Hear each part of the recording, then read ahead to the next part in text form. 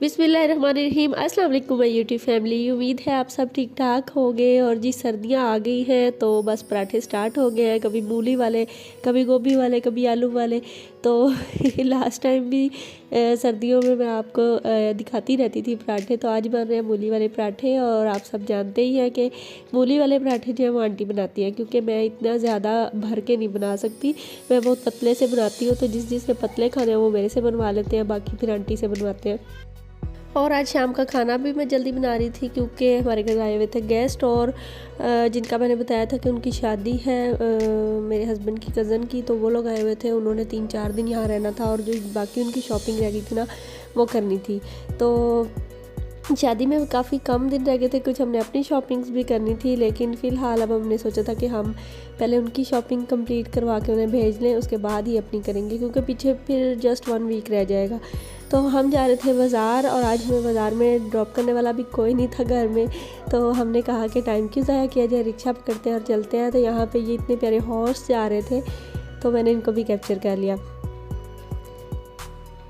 अच्छा, हफ्ता इतवार को तो इतना रश होता है बाज़ार में, लेकिन क्या करें, आए ही वो इन दिनों में थे कि रश भी बहुत ही ज़्यादा था और काफ़ी काम करने वाले थे। तो बस बग़ैर टाइम ज़ाया किए हमने सिर्फ मैंने हांडी बनाई है एक नाश्ते के बाद, और उसके बाद हम मार्केट आ गए हैं।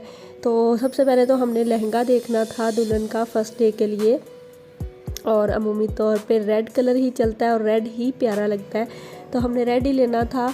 असल में जो कज़न है उसको बहुत ज़्यादा शौक़ था कि वो मेरे साथ शॉपिंग करे, और मैं इतने दिनों के लिए वहाँ जा नहीं सकती थी, तो इसलिए वो लोग इधर आ गए ताकि फिर वो मुझे भी साथ ले जाएं। तो यहाँ पे उसने मेरी देखनी थी सिलेक्शन, या मेरी सिलेक्टिव जो था लहंगा वो उसने चूज़ करना था। तो इसलिए काफ़ी हम शॉप्स पे घूमे फिरे, काफ़ी ज़्यादा लहंगे भी देखे, और ये सारे ही आजकल इन है जो मैं अभी आपको दिखा रही हूँ, और बहुत प्यारे थे सारे ही। और किसी पे मतलब आजकल ना बहुत ही बारीक काम आ गया, तो काफ़ी बारीक काम वाले भी थे। और कुछ के नीचे ये शिमर लगी हुई है, जैसे इसके नीचे है शिमर गोल्डन, तो उससे भी वो उसकी लुक बहुत अच्छी आ रही थी। तो लेकिन इतना ज़्यादा भरा हुआ हमें नहीं चाहिए था। ये जैसे जैसे वो दिखाते जा रहे हैं इनके रेट्स भी और बढ़ते जा रहे हैं, जितने ज़्यादा ये भरे हुए हैं उतना ही उसका रेट है। जो ये वाला लहंगा है ये 50,000 का था, और लेकिन हमें इतना ज़्यादा हैवी वर्क वाला नहीं चाहिए था। और मैं ये नहीं दिखाऊंगी कि हमने क्या लिया था, क्योंकि वो तो फिर मैं शादी वाले दिन ही आपको दिखाऊंगी। अच्छा, हर दुल्हन का ये ख्वाब होता है कि वो अपनी वेडिंग पे बहुत ज़्यादा प्यारी लगे, हर चीज़ उसकी इतनी परफेक्ट और इतनी अच्छी हो, उसका ब्राइडल ड्रेस से लेके उसके जूते, उसकी ज्वेलरी, उसकी हर चीज़ बहुत ही अच्छी हो। तो इसीलिए बस इतनी सारे ड्रेसेस निकलवाने के बावजूद कोई अच्छा लगता है या कोई अच्छा नहीं लगता। तो काफ़ी ज़्यादा इसके लिए ना, इस ड्रेस के लिए ख़ास तौर पे बहुत ज़्यादा मेहनत करनी पड़ती है, बहुत ज़्यादा खपना पड़ता है। और मुझे लहंगे की कुर्ती ना बोट नेक वाली ज़्यादा पसंद है, तो मेरी कोशिश यही थी कि कोई बोट नेक में मिल जाए। एक ही सिर्फ मिली थी, उसका काम बहुत ही ज़्यादा था, मतलब बहुत ज़्यादा हैवी वर्क था उस पे, उसकी कुर्ती पे भी और उसके लहंगे पे भी, तो इसलिए फिर वो नहीं अच्छा लगा। तो हमने कहा कि चलो ये तो देखते ही रहेंगे, कल फिर आ जाएंगे, हम पहले ज्वेलरी सेलेक्ट कर लें। जो मेन ज्वेलरी थी ना वो तो ले चुकी थी ब्राइडल पहले ही, क्योंकि पता था कि रेड लहंगा होगा और उस पर गोल्डन ही वर्क होगा, तो हमने वो पहले से ही डिसाइड कर ली हुई थी। अब सिर्फ जो उसकी बैंगल्स या उसकी मतलब कलाइयों में पहनने के लिए कोई भी चीज़ इस तरह से हमें कुछ चाहिए था, तो वो देख रहे थे यहाँ पे। और इसमें तो काफ़ी सारी वैरायटी आती है, बहुत सारी चीज़ें आती हैं, और कुछ भी अच्छा सा पहना जा सकता है। तो यहाँ से हमने वो ले लिया था, और उसके बाद हम यहाँ पे साथ ही शॉप थी, यहाँ से हम अपने विंटर ड्रेसेस लेते हैं। तो दुल्हन ने एक आधा कोई लेना था और मैंने भी लेना था, तो हम यहाँ पे आए थे कुछ गर्म कपड़े देखने के लिए। और ये तो हम लेडीज़ की आदत है ना कि हमने निकलवाते जाने, और उसके बाद हमें कोई एक आधा ड्रेस पसंद आता है। तो खैर यहाँ पे हम भी आदत से मजबूर हैं, निकलवाए जा रहे हैं। हमारे साथ कभी कोई जेंट्स जाए ना, हस्बैंड या कोई मेरे फादर इन लॉ, तो फिर वो बोलते हैं काफ़ी कि आप लोग इतने ड्रेस निकलवाते हो और उसके बाद कोई एक चूज़ करते हो। हम जेंट्स अच्छे हैं जो जल्दी से कुछ पसंद कर लेते हैं और ले भी लेते हैं। तो हमारी लेडीज़ की तो यही आदत है, और सभी लेडीज़ की मेरा ख्याल है यही आदत है।